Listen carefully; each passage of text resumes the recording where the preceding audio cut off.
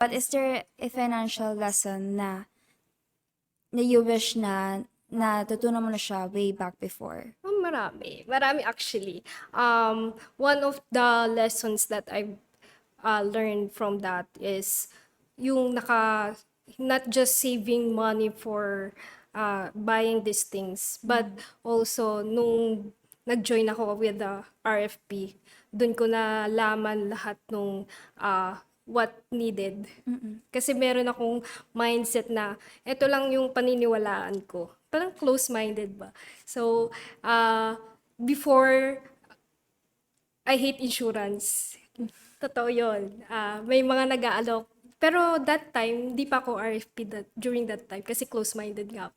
So, yung insurance, hindi ko pa naintindihan that time. So, maraming nag-aalok.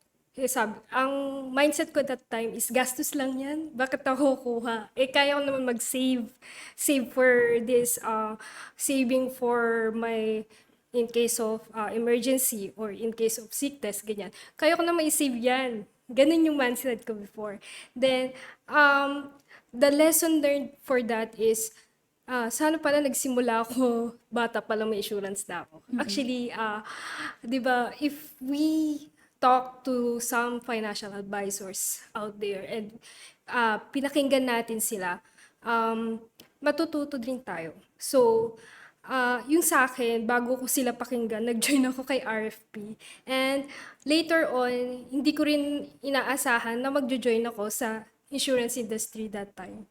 So, it's a big lesson learned na I should start early as I can.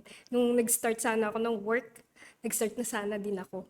Pero after pa that, yung nag-start yung journey ko, when I was started joining RFP and joining insurance industry before. So, I am a former insurance advisor and I think I left 2021. Alright, so before we proceed dun sa joining RFP, were you exposed to financial field